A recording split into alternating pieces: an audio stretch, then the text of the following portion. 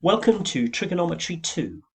In this video we're looking at finding unknown angles in a right angle triangle. Okay, so just as a reminder, the ratios sine theta are defined as opposite over hypotenuse, cos theta adjacent over hypotenuse, and so on. Okay, and it's all there as a reminder. Now when we're finding the angle, we need to use the calculator and we need to use the inverse trigonometric functions. And we get those by doing shift sine, shift cos, or shift tan on the calculator. And you must make sure the calculator is set to degrees. Okay, so for question A, this is what we would do. Okay, we would notice that in relation to theta, 8 is the opposite and 10 is the hypotenuse, the longest side. So we know that the sine of theta is 8 over 10. Okay, so to find theta, we say that theta is the inverse sine of 8 over 10. We write it like that, but as I said on the calculator, we type in shift sine 8 over 10 equals, and it will give us the angle. And in this case, to 3 significant figures, that's 53.1 degrees. And we normally do these to 3 significant figures. Okay, part B, in this one we have the angle theta, and we don't know the hypotenuse, but we do know the opposite and the adjacent. So that requires us to use the tan ratio, okay, the tangent. So we do theta is the inverse tangent, shift tan of opposite over adjacent, get them the right way round, and that gives us on the calculator 71.6 degrees. Okay, also to 3 significant figures. And for C,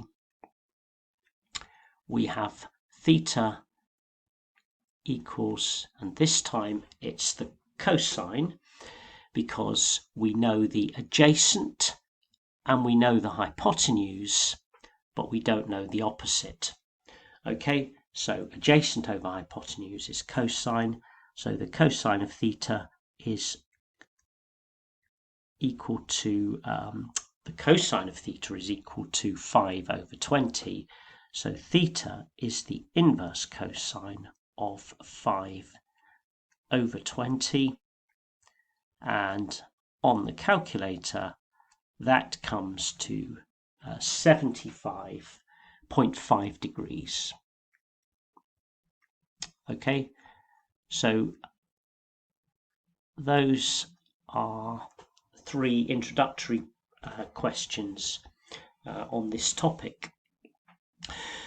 Now, a couple of problem-solving type questions using the same mathematics. Let's do this one about a ship 50 kilometers south and 70 kilometers west of the port that it is heading for. What bearing should it sail on to reach the port? Well, when you're doing a question like this without a diagram, you've got to draw a diagram to illustrate what's going on, so you can have a much better idea of what you're looking for. So I'll just do a diagram here to illustrate. I'll do it over here. So if the port that we're heading for is here, okay, I'll just call that P for port. Okay, that means that I don't need that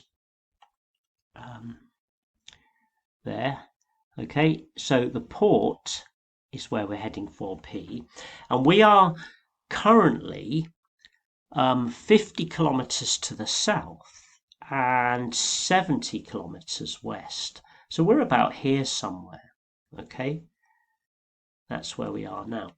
So the question is, what direction are we heading on to get from there to there? Okay, so let me just put in the detail. So I said that we would be heading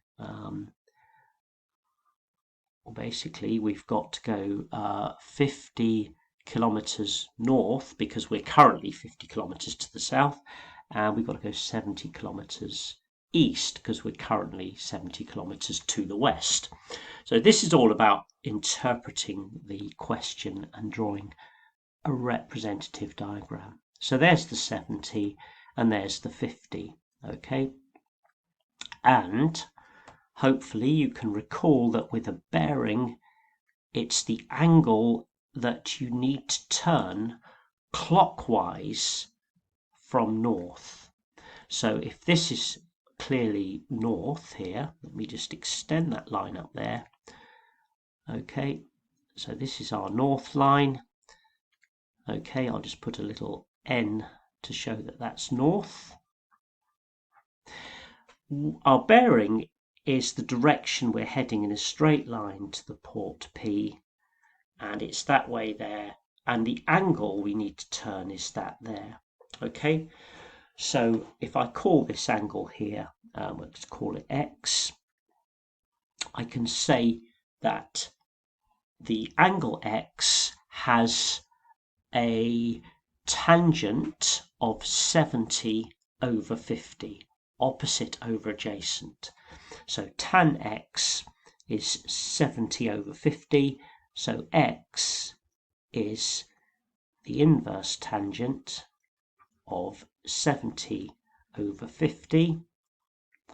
Okay, now that comes out to be, on the calculator, 54.46 degrees.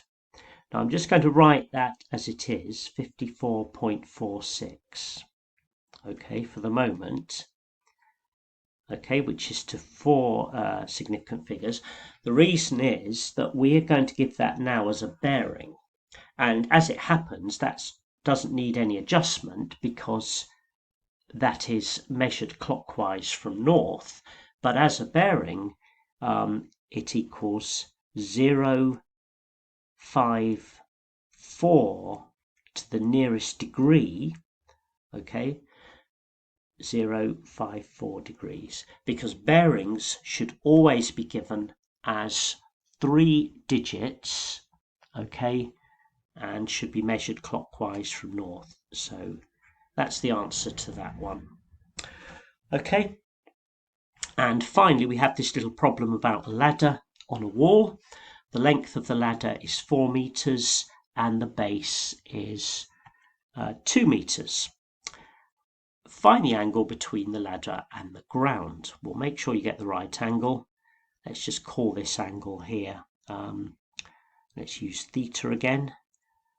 Okay, so we can assume the wall is vertical. It doesn't actually say that, but I think we can confidently say that the wall is vertical, otherwise we wouldn't be able to solve it.